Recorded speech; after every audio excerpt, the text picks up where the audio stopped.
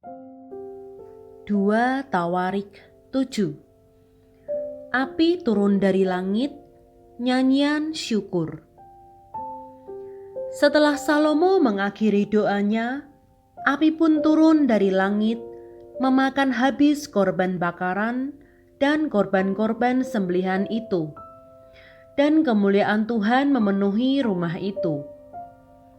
Para imam tidak dapat memasuki rumah Tuhan itu karena kemuliaan Tuhan memenuhi rumah Tuhan. Ketika segenap orang Israel melihat api itu turun dan kemuliaan Tuhan meliputi rumah itu, berlututlah mereka di atas lantai dengan muka mereka sampai ke tanah, lalu sujud menyembah dengan menyanyikan syukur bagi Tuhan. Sebab Ia baik, bahwasanya untuk selama-lamanya kasih setianya. Korban pentahbisan dan perayaan. Lalu raja bersama-sama seluruh bangsa mempersembahkan korban sembelihan di hadapan Tuhan. Sebagai korban sembelihan, Raja Salomo mempersembahkan 22.000 ekor lembu sapi dan 120.000 ekor kambing domba. Demikianlah raja dan seluruh bangsa mentahbiskan rumah Allah. Para imam telah siap berdiri pada tempat mereka. Begitu pula orang-orang Lewi telah siap dengan alat-alat musik untuk memuliakan Tuhan, yakni alat-alat musik yang dibuat Raja Daud untuk mengiringi nyanyian syukur bagi Tuhan. Bahwasanya untuk selama-lamanya kasih setianya. Setiap kali mereka ditugaskan Daud menyanyikan puji-pujian. Dalam pada itu, para imam berdiri berhadapan dengan mereka sambil meniup nafiri, sedang segenap orang Israel berdiri. Lalu Salomo menguduskan pertengahan pelataran yang di depan rumah Tuhan, sebab disitulah diolahnya segala korban bakaran dan lemak korban keselamatan, sebab mezbah tembaga yang dibuat Salomo tidak dapat memuat korban bakaran dan korban sajian dan segala lemak korban. Dan pada waktu itu juga Salomo mengadakan perayaan Pondok Daun selama 7 hari bersama-sama dengan seluruh Israel, suatu jemaah yang amat besar, dari jalan masuk ke Hamat sampai ke sungai Mesir. Pada hari yang ke-8, mereka mengadakan perkumpulan raya karena mereka telah merayakan pentahbisan mezbah selama 7 hari dan perayaan Pondok Daun selama 7 hari. Pada hari yang ke-23, bulan ke-7, disuruhnya bangsa itu pulang ke kemah-kemah mereka sambil bersukacita dan bergembira atas kebaikan yang telah dilakukan Tuhan kepada Daud, kepada Salomo, dan kepada orang Israel, umat-Nya. Tuhan menampakkan diri kepada Salomo untuk kedua kalinya. Demikianlah Salomo menyelesaikan rumah Tuhan dan istana raja, dan berhasil melaksanakan dalam rumah Tuhan dan dalam istananya segala sesuatu yang timbul dalam hatinya. Kemudian Tuhan menampakkan diri kepada Salomo pada malam hari dan berfirman kepadanya, "Telah kudengar doamu dan telah kupilih tempat ini bagiku sebagai rumah persembahan. Bila mana aku menutup langit sehingga tidak ada hujan, dan bila mana aku menyuruh belalang memakan habis hasil bumi, dan bila mana aku melepaskan penyakit sampar di antara umatku, dan umatku yang atasnya namaku disebut, merendahkan diri, berdoa, dan mencari wajahku, lalu berbalik dari jalan-jalannya yang jahat, maka aku akan mendengar dari sorga dan mengampuni dosa mereka, serta memulihkan negeri mereka." Sekarang mataku terbuka dan telingaku menaruh perhatian kepada doa dari tempat ini. Sekarang telah kupilih dan kukuduskan rumah ini, supaya namaku tinggal di situ untuk selama-lamanya. Maka mataku dan hatiku akan ada di situ sepanjang masa. Mengenai engkau, jika engkau hidup di hadapanku sama seperti Daud ayahmu, dan berbuat sesuai dengan segala yang kuperintahkan kepadamu, dan jika engkau tetap mengikuti segala ketetapan dan peraturanku, maka aku akan meneguhkan tahta kerajaanmu sesuai dengan perjanjian yang telah kuikat dengan Daud, ayahmu, dengan berkata, takkan terputus keturunanmu yang memerintah atas Israel.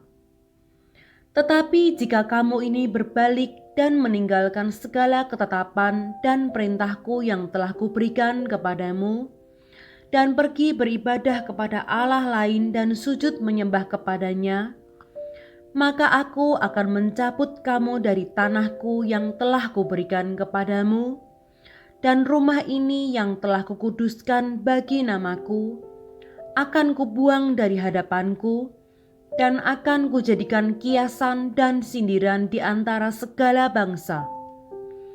Dan setiap orang yang lewat rumah yang amat ditinggikan ini akan tertegun dan berkata, apakah sebabnya Tuhan berbuat yang demikian kepada negeri ini dan kepada rumah ini? Maka orang akan berkata, sebab mereka meninggalkan Tuhan Allah nenek moyang mereka, yang membawa mereka keluar dari tanah Mesir, dan sebab mereka berpegang pada Allah lain dan sujud menyembah kepadanya dan beribadah kepadanya. Itulah sebabnya ia mendatangkan segala malapetaka ini ke atas mereka.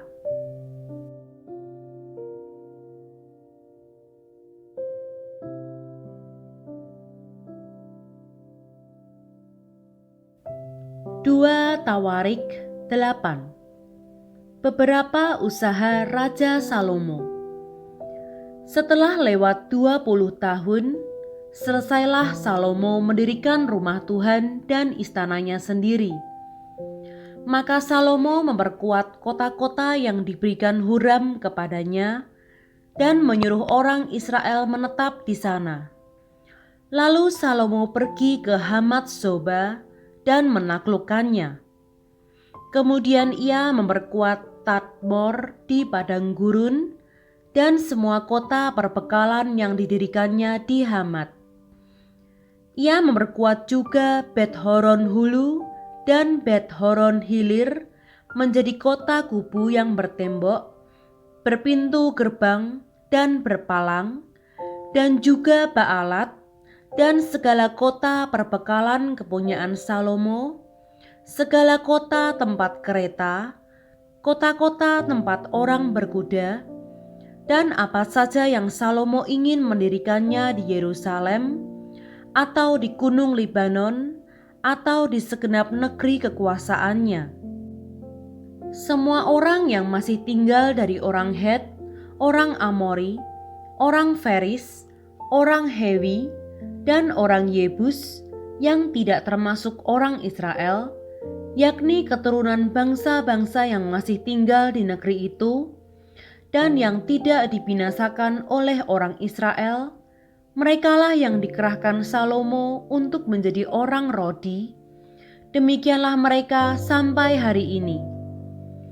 Tetapi orang Israel tidak ada yang dijadikan budak oleh Salomo untuk pekerjaannya, melainkan mereka menjadi prajurit atau perwira pasukan berkuda, atau panglima atas pasukan kereta dan pasukan berkuda.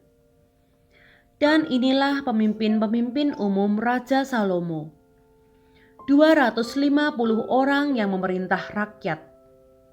Dan Salomo memindahkan anak Firaun dari kota Daud ke rumah yang didirikannya baginya, karena katanya, tidak boleh seorang istriku tinggal dalam istana Daud Raja Israel, karena tempat-tempat yang telah dimasuki tabut Tuhan adalah kudus.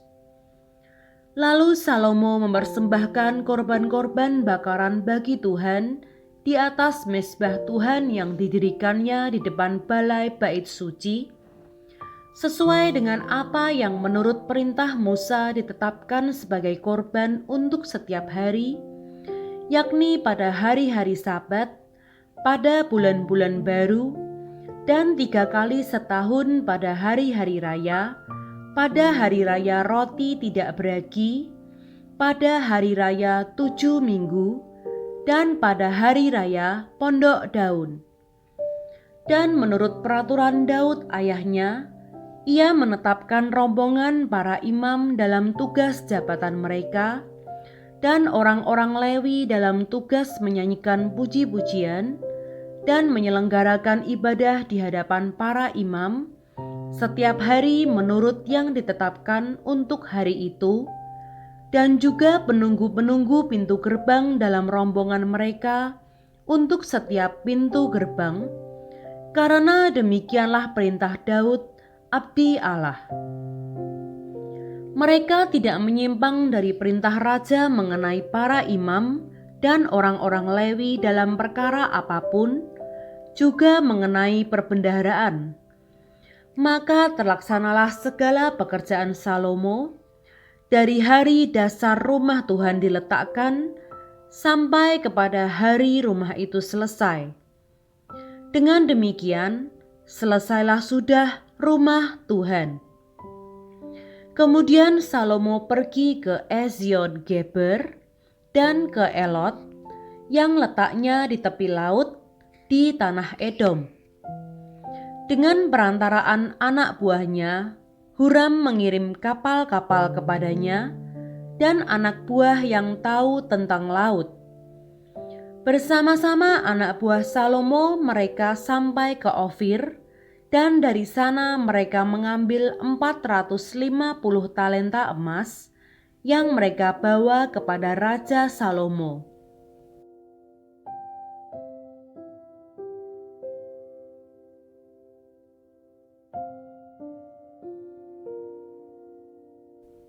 Dua Tawarik 9. Kunjungan Ratu Negeri Syeba. Ketika Ratu Negeri Syeba mendengar kabar tentang Salomo, maka dengan pasukan pengiring yang sangat besar dan dengan unta-unta yang membawa rempah-rempah, banyak emas dan batu permata yang mahal-mahal, datanglah ia ke Yerusalem hendak menguji Salomo dengan teka-teki. Setelah ia sampai kepada Salomo, dipercakapkannyalah segala yang ada dalam hatinya dengan dia. Dan Salomo menjawab segala pertanyaan ratu itu. Bagi Salomo tidak ada yang tersembunyi yang tidak dapat dijawabnya untuk ratu itu.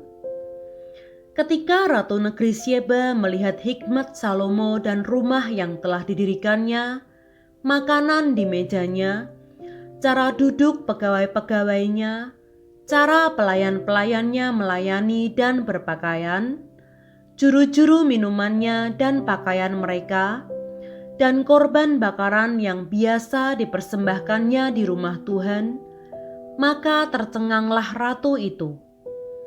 Dan ia berkata kepada raja, "Benar juga kabar yang kudengar di negeriku tentang engkau dan tentang hikmatmu. Tetapi aku tidak percaya perkataan-perkataan mereka sampai aku datang dan melihatnya dengan mataku sendiri. Sungguh, setengah dari hikmatmu yang besar itu belum diberitahukan kepadaku. Engkau melebihi kabar yang kudengar. Berbahagialah orang-orangmu, dan berbahagialah para pegawaimu ini yang selalu melayani engkau dan menyaksikan hikmatmu. Terpujilah Tuhan Allahmu yang telah berkenan kepadamu sedemikian hingga ia mendudukan engkau di atas tahtanya sebagai raja untuk Tuhan Allahmu. Karena Allahmu mengasihi orang Israel, maka ia menetapkan mereka untuk selama-lamanya dan menjadikan engkau raja atas mereka untuk melakukan keadilan dan kebenaran. Lalu diberikan kepada raja 120 talenta emas dan sangat banyak rempah-rempah dan batu permata yang mahal-mahal. Tidak pernah lagi ada rempah-rempah seperti yang diberikan ratu negeri Syeba kepada Raja Salomo itu. Lagi pula hamba-hamba Huram dan hamba-hamba Salomo yang membawa emas dari Ofir, membawa juga kayu cendana dan batu permata yang mahal-mahal. Raja mengerjakan kayu cendana itu menjadi tangga-tangga untuk rumah Tuhan dan istana raja, dan juga menjadi kecapi dan gambus untuk para penyanyi. Hal seperti itu tidak pernah kelihatan sebelumnya di tanah Yehuda. Raja Salomo memberikan kepada ratu negeri Syeba segala yang dikehendakinya dan yang dimintanya, melebihi yang dibawa ratu itu untuk raja. Lalu ratu itu berangkat pulang ke negerinya bersama-sama dengan pegawai-pegawainya. Penghasilan Salomo dan kekayaannya.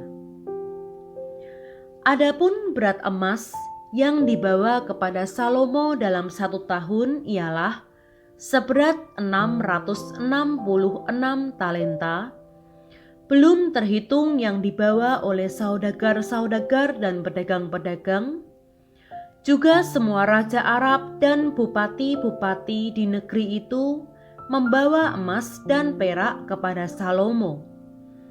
Raja Salomo membuat 200 perisai besar dari emas tempaan, 600 shikal emas tempaan dipakainya untuk setiap perisai besar. Ia membuat juga 300 perisai kecil dari emas tempaan, 300 shikal emas dipakainya untuk setiap perisai kecil. Lalu raja menaruh semuanya itu di dalam gedung hutan Libanon. Juga raja membuat tahta besar dari gading yang disalutnya dengan emas murni. Tahta itu 6 tingkatnya, dan tumpuan kakinya dari emas yang dipautkan pada tahta itu, dan pada kedua sisi tempat duduk ada kelek-kelek. Di samping kelek-kelek itu berdiri 2 singa, sedang 12 singa berdiri di atas ke-6 tingkat itu sebelah menyebelah. Belum pernah diperbuat yang demikian bagi sesuatu kerajaan. Segala perkakas minuman Raja Salomo dari emas, dan segala barang di gedung hutan Libanon itu dari emas murni. Perak tidak dianggap berharga pada zaman Salomo. Sebab raja mempunyai kapal-kapal yang berlayar ke Tarsis bersama-sama dengan orang-orang Huram, dan sekali 3 tahun kapal-kapal Tarsis itu datang membawa emas dan perak serta gading, juga kera dan burung merak. Raja Salomo melebihi semua raja di bumi dalam hal kekayaan dan hikmat. Semua raja di bumi berikhtiar menghadap Salomo untuk menyaksikan hikmat yang telah ditaruh Allah di dalam hatinya. Mereka datang masing-masing membawa persembahannya, yakni barang-barang perak dan barang-barang emas, pakaian, senjata, rempah-rempah, kuda dan bagal, dan begitulah tahun demi tahun. Salomo mempunyai juga 4.000 kandang untuk kuda-kudanya dan kereta-keretanya, dan 12.000 orang berkuda yang ditempatkan dalam kota-kota kereta dan dekat raja di Yerusalem. Dan ia memerintah atas semua raja, mulai dari sungai Efrat sampai negeri orang Filistin, dan sampai ke tapal batas Mesir. Raja membuat banyaknya perak di Yerusalem sama seperti batu, dan banyaknya pohon kayu aras sama seperti pohon ara yang tumbuh di daerah bukit. Kuda untuk Salomo didatangkan dari Misraim dan dari segala negeri. Salomo mati. Selebihnya dari riwayat Salomo dari awal sampai akhir, bukankah semuanya itu tertulis dalam riwayat Nabi Nathan dan dalam nubuat Ahia orang Silo itu, dan dalam penglihatan-penglihatan Ido, pelihat itu, tentang Yerobeam bin Nebat? Salomo memerintah di Yerusalem atas seluruh Israel 40 tahun lamanya. Kemudian Salomo mendapat perhentian bersama-sama dengan nenek moyangnya, dan ia dikuburkan di kota Daud ayahnya. Maka Rehabeam anaknya menjadi raja menggantikan dia.